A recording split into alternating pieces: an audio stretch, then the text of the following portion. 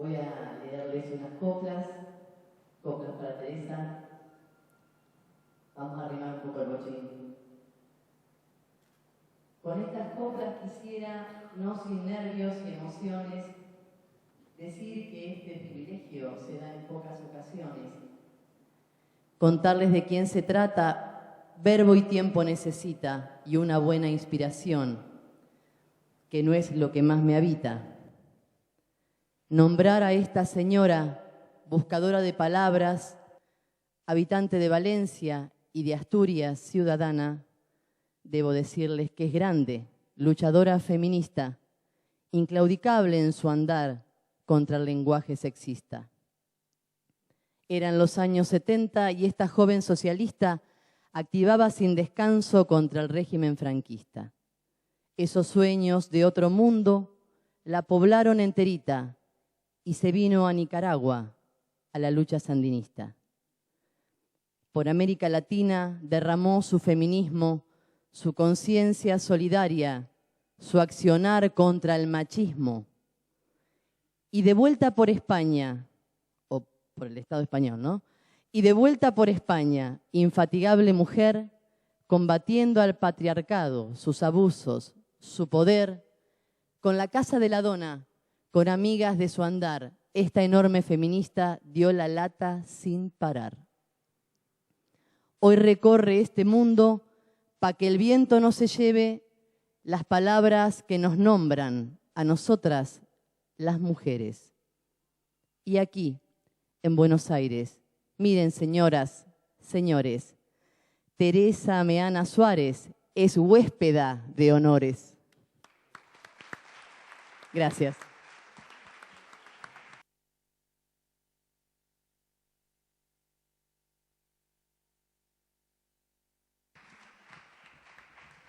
Cuartetas octosilábicas y además Teresa Meana Suárez es un perfecto octosílabo.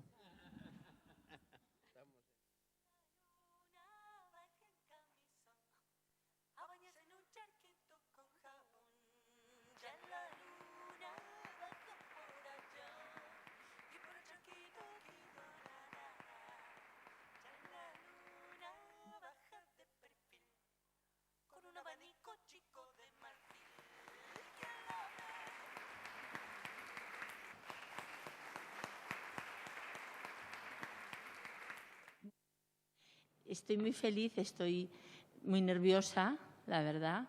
Estoy muy emocionada, bueno, estoy abrumada, es la verdad. El sitio es impresionante, lo que han dicho, bueno, de verdad, ¿eh? Bueno, yo sé que si tengo un mérito, aunque no sé cómo voy a decir gracias tantas veces, se me ocurre que no puedo decir tantas veces mil gracias, miles de gracias, porque es lo que me sale. Entonces voy a ver si voy al Estado español y digo moltes gràcies, es que ricasco, en fin, todas las lenguas que tenemos allá para que me dé para más, pero muchísimas gracias. La única razón, quizá, el único mérito es que soy feminista, ¿no? Y es verdad que lo único que hice en mi larga vida es estar en el movimiento feminista desde 1975 y que resuene tanto como ha resonado ya hasta ahora la palabra feminista aquí. Eso me parece, o sea, con lo satanizada que está la palabra, ¿no? Con lo importantísimo que es el movimiento feminista, ¿no? Entonces, eso es por lo único que yo estoy aquí, ¿no? Porque yo estoy acá, porque soy feminista, ese es mi mayor orgullo, y desde luego el tener ahora esta medalla y este diploma, no sé dónde lo voy a colocar en el corazón al lado de mi militancia, de mi activismo feminista. Quería, por también la mujer que citó antes, Diana, empezar con unas... Espero no enrollarme mucho porque yo hablo muchísimo, de verdad, pero en fin, lo voy a intentar resumir. Yo creo que sin duda alguna el feminismo es el mayor portador de innovación social y moral, ¿no? Y que seguimos ahora, ¿no? En la punta de lanza de un movimiento mundial e irreversible. Recuerdo esa frase tan preciosa de Monique Wittig en Las guerrilleras, cuando dicen que cantan con una furia tan perfecta que el movimiento que las lleva es irreversible, ¿no? Voy a citar a muchas, porque si soy feminista se lo debo a tantas y todas se lo debemos a tantas, ¿no? Entonces, lo primero es Amelia. Amelia Valcárcel y yo somos amigas desde hace 40 años o más y compartimos el honor de que nos expulsaron juntas de la residencia de estudiantes en la que estábamos en 1970. Nos expulsaron juntas por activistas contra la dictadura, ¿no? Entonces, eso une mucho, eso y, claro, el feminismo. Y Amelia dice, el feminismo necesita feministas, dice Amelia, esta es su frase, ¿no? Muchas nos han precedido y a bastantes de mis contemporáneas las conozco. De ellas solo sé decir cosas buenas. Son varias y distintas entre sí. Somos diversas, las feministas. Tienen lo que necesita toda acción para el éxito verdadero: inteligencia y buena voluntad. Porque ellas existen, otras resisten, resistimos. Algún día quizás haya de escribirse un compendio titulado «Lo que las feministas han hecho por ti», valedero para ambos sexos. En él habrá de recogerse el asombroso cambio de valores, de leyes, de costumbres, de prácticas, de hábitos, de cultura política y civil, de calidad de vida y maneras que unas y otros debemos a esa fuente. Hay en el pensar común muchas cosas con las que nos sentimos bien que provienen de ella. Pero el manantial tiene sus cuidadoras, que de él se ocupan, no brota solo. Es resultado, como dije, de la combinación de inteligencia y buena voluntad. Se nutre de los foros siempre abiertos donde hierve la libertad de ideas, ¿no? Entonces, ahí en el feminismo empezamos, muchas, tantas, yo en concreto para el año 75, y empezamos a trabajar en todos los temas que tienen que ver con la situación de las mujeres. Y en todos esos temas peleamos, trabajamos en el tema de cómo empezaron nuestras antepasadas con la lucha por el derecho al voto, o por el derecho a la educación, o por el derecho a la libre elección de tu sexualidad, o por el derecho a la libre elección de tu maternidad, por la igualdad en las leyes, bueno, todo eso. Pero no éramos muy conscientes del tema del lenguaje. De hecho, no lo fuimos hasta principios, mediados de los 80, y ahora hablo de allá en el Estado español. No éramos muy conscientes. Sin embargo, como antes decía Diana, imaginémonos esta anécdota que cuenta siempre Montserrat Moreno en su libro «Cómo se enseña a ser niña», el sexismo en la escuela. La niña, que siempre la llamaron niña, porque entonces ella cree que es una niña. Niña, siéntate, niña, cállate, niña, ven, pues piensa, seré niña. Bien. Y un día la maestra dice, los niños que hayan acabado el ejercicio que salgan. Ella no se mueve. ¿Por qué no sales? No, como dijo los niños. Mujer, cuando digo los niños es todo el mundo, tú también. Entonces ella sale y piensa, cuando dice los niños, también soy yo. Y cuando vuelve del recreo dice la maestra, los niños que se quieran apuntar al fútbol, que levanten la mano. Entonces la levanta. Que no, que dije los niños. Y ella piensa, claro, no dijo los niños. Desde ese momento estás preparada para contestar a lo que te eche. Tú ya sabes que a veces eres los niños, porque es genérico, pero a veces no eres, porque es específico, son solo los niños varones. Y yo digo que de ahí viene la famosa intuición femenina, de pasarse toda la vida adivinando,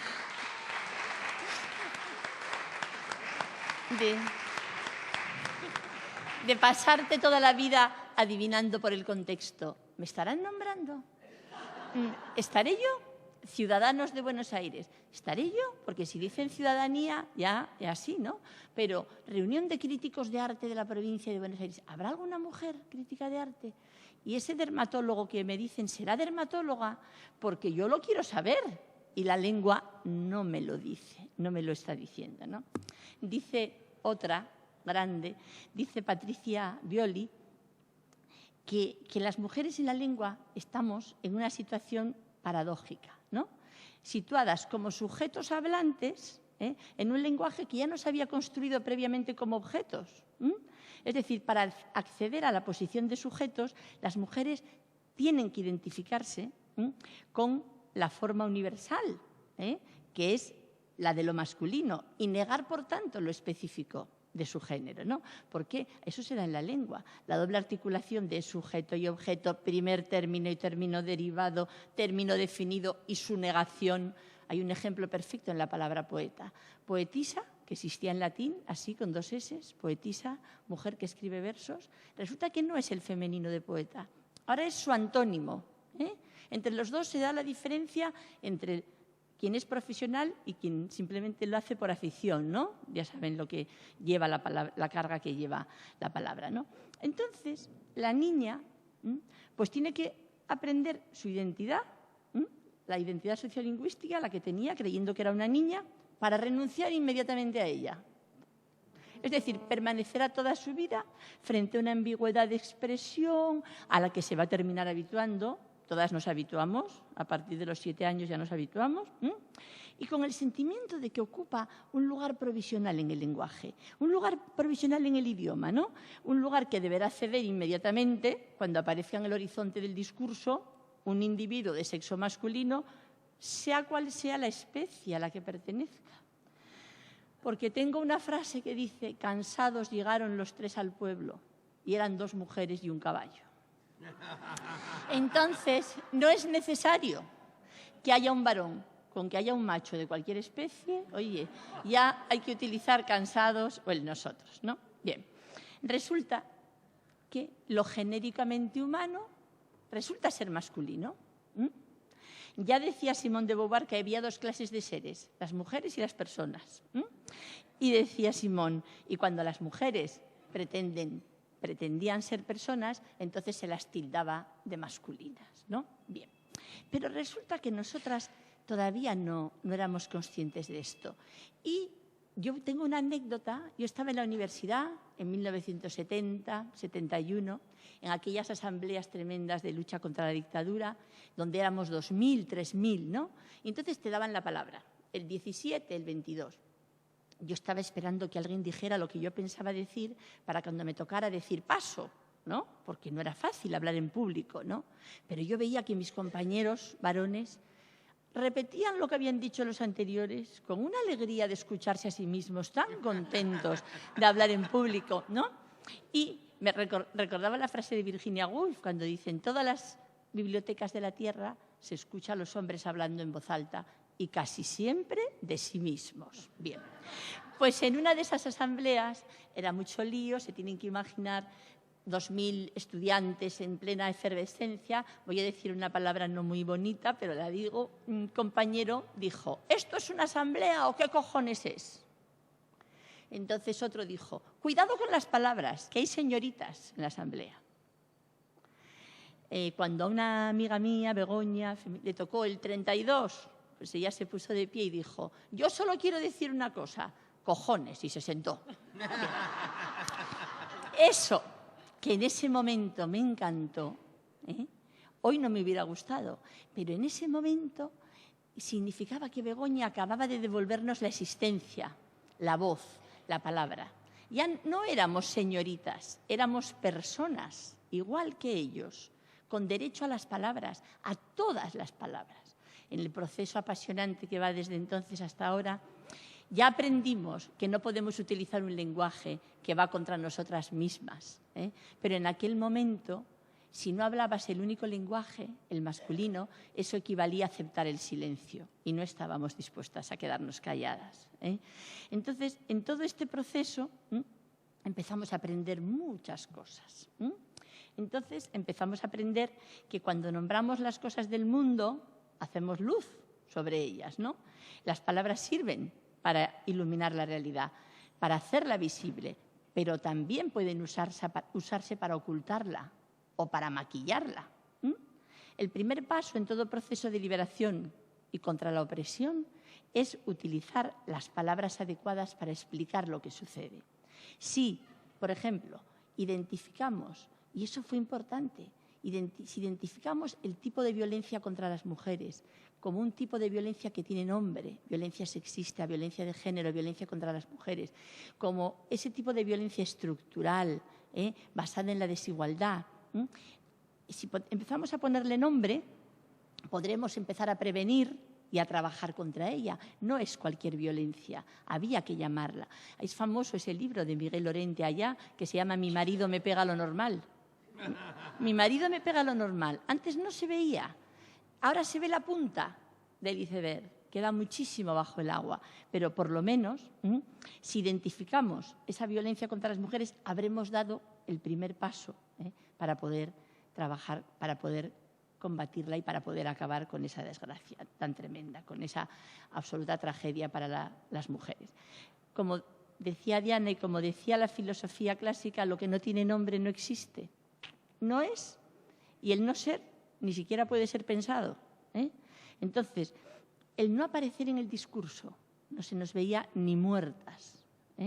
El aparecer en el discurso de forma trivial, secundaria, despectiva, repercute en todo lo otro. Repercute en los menores salarios, en la mayor porcentaje de desocupación, etcétera, y en el fomento también de esa violencia contra las mujeres basada en ese lenguaje del odio o del menosprecio. Bueno, el lenguaje también es el ladrillo simbólico del patriarcado, ¿no? Y si en el principio del género está el patriarcado, el mantenimiento de las reglas esas de uso de ese famoso género gramatical, que tendríamos que preguntarnos por qué existe, en qué momento histórico se forjaron esas normas gramaticales, cuál era la situación social respectiva de mujeres y hombres en ese momento, ¿no? Y por qué esas normas son tan importantes, y si son tan importantes, ¿por qué lo son? ¿Y por qué no podemos cuestionarlas? Las lenguas son amplias, dúctiles, generosas, maleables, están ahí para nombrar. Y si cambia la realidad, tiene que cambiar el modo de nombrarla. Y la lengua tiene todas las herramientas para nombrar en femenino cargos, oficios, profesiones que antes no lo tenían porque las mujeres no los ocupaban. Cuando se dirimen estas cuestiones que relacionan sexo, género gramatical, género lingüístico o género, construcción cultural, nunca se habla de lengua, siempre se está hablando de otra cosa. Las trabas son siempre ideológicas, nunca se sostienen en argumentos.